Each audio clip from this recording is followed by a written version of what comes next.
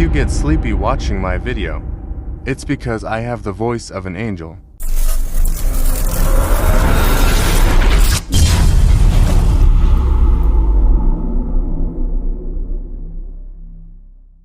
So what's up guys, Aljon here. Pag-uusapan naman natin ang magulong mundo ng Pinoy basketball. Alam nyo na. So guys, may sad news kay Aaron Black ay na-injured. At ito daw ay ACL. Grabe, sayang tong bata na to kasi pataas na yung karir niya. Maganda yung nilalaro niya sa Meralco Bolts. Tsaka isipin nyo guys, siya yung steal nung 2019 PBA draft.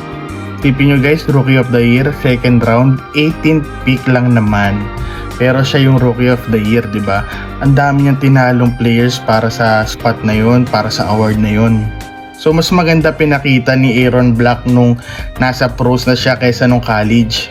So tingnan nyo naman guys kung sino yung mga kasabay niya nung na-drop siya noong 2019. Kasama pa dito yung last na Special Gilas draft. So katulad dito, number 1, si Isaac Go. Tingin ko kasi mas maganda nilalaro ni Isaac Go nung nasa Ateneo siya. Hindi katulad dito sa PBA. Or siguro nasa team lang siya na mahina ngayon kaya hindi masyado nagbo-boom yung laro niya. Katulad dito ni Ray Suerte din, nasa Blackwater, nasa mahinang team pa siya for now.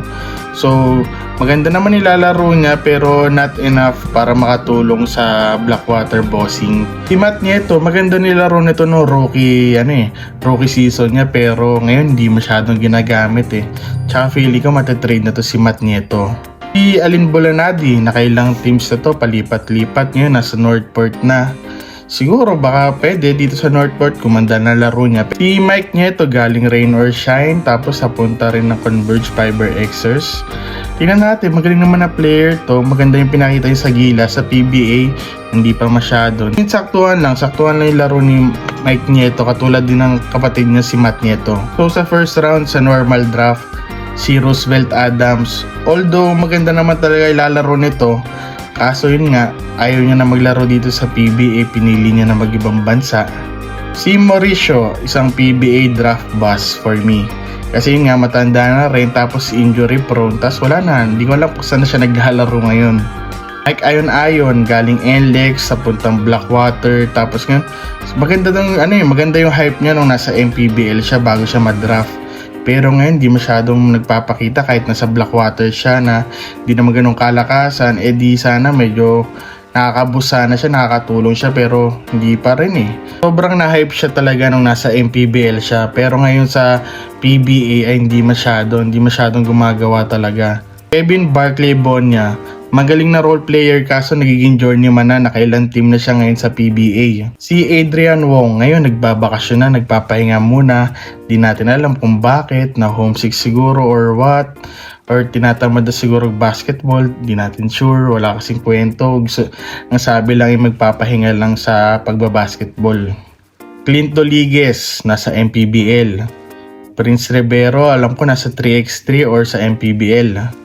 Sean Manganti, maganda pa rin naman pinapakita sa Phoenix pero mas maganda pa rin nilalaro ni Aaron Black for me. Aris Dionisio, role player sa Magnolia, although mas maganda nilalaro talaga ni Aaron Black. Arvin Tolentino, ito feeling ko pwede ito mag-Rookie of the Year kung nasa team siya na medyo mahina. Ang nag-drop kay Arvin Tolentino ay Barangay Hinebre. So hindi talaga siya makakagawa agad. Hindi katulad nung nandito ngayon siya sa Northport Batang Pier, ngayon lumalaban siya ng best player of the conference, diba? So si Kib Montalvo, sakto lang, maganda pinapakita sa Token Text, magaling na gwardiya. Si Christian Balagasay, alam ko huli nasa Northport siya, pero ngayon alam ko free agent na siya. So si Jeric Balanza, nagiging journeyman na rin ng pakonti-konti, ngayon nasa Magnolia Templado Sachat. Richard Scotto, nasa Blackwater. Will Macaloni, nasa MPBL. Ray Publico, alam ko nasa MPBL na rin. JC Marcelino, nasa MPBL na rin. Tapos yung number 18, si Aaron Black. So ang daming players sa draft na yun ang nilagpasan niya, hinigatan niya. Kaya nga siya nag-Rookie of the Year. Kung uulitin yung 2019 PBA draft, feeling ko magiging pang third pick na to. Si Roosevelt Adam, Arvin Tolentino, tapos Aaron Black. So yun nga guys, sana get well soon. Sigurado huwag nyo madaliin yung pag-process ng injury niya. Kumbaga, Alam naman natin pag ACL dapat mga halos isang taon bago makabalik talaga. Pag pinilit yan baka lalong umikli yung career ni Aaron Black. Pag-usapan natin, for me feeling ko ito na yung last trade rumor muna kasi nga tapos na rin ang trade deadline. So what's the sense na yung mga YouTubers sa Facebook na nagtitrade kung kani-kanino, trade sa Ginebra, sa San Miguel, sa Token Text. So walang use yun for now. Saka baka magalit na naman yung mga netizens, sabihin, fake news ka naman fake news ka na naman hindi naman totoo yan So galing na rin kay Sir Snow Badua dun sa kanyang hint sa kanyang Facebook. So matitrade daw si Gio Halalon. Ang tingin ko 3 teams na pwede matrade si Gio Halalon ay sa Converge, Terra Firma, Northport. Alam nyo na, yung mga farm team, pero kasama yung Converge kasi nga rebuilding team din naman yun. So guys, sa tingin nyo, saan mapupunta si Gio Halalon next season? Northport, Terra Firma, or Converge? So guys, kung may naisip pa kayo na other teams, comment down below at pag-uusapan natin to. Next topic natin ay guys, ang PBA na namibigay ngayon ng free tickets.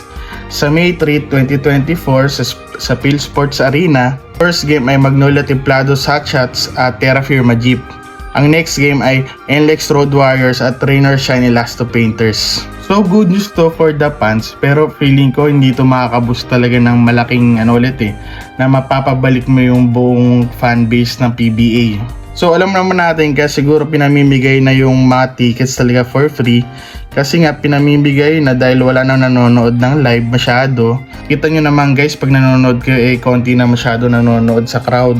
Depende na lang talaga kung pupunta sila sa province, doon sila maglalaro or ang laro ay may Ginebra. For me, hindi sagot yung free tickets sa PBA Kahit may bayad yung tickets, manonood kung fair ulit yung competition. Kung nakikita nila yung NLEX ay pang championship, yung Terra Firma, yung Northport, kumbaga yung balance talaga ng league kulang na kulang Alam naman natin na Magnolia, Ginebra, SMB, sila ngayon nasa top ngayon na standing, di ba? So, alam na natin na siguradong isa sa kanila ang magcha-champion. Malamang yung tatlo na yun isa abot yun ng semis. Sigurado may team doon na katulad ng Ginebra or San Miguel na papasok sa finals. For me kahit ibigay ng libre lahat ng games sa PBA, hindi talaga tatangkilikin kasi nga hindi fair yung competition. Alam na nila kung sino magcha-champion. So para sa akin guys, hindi talaga sagot yung free tickets sa yan. Ang sagot talaga ay yung balance talaga ng teams. Alisin na yung farm team, alisin na yung mga lopsided trade. So thank you guys for watching. Like, comment, share, subscribe. See you on the next video.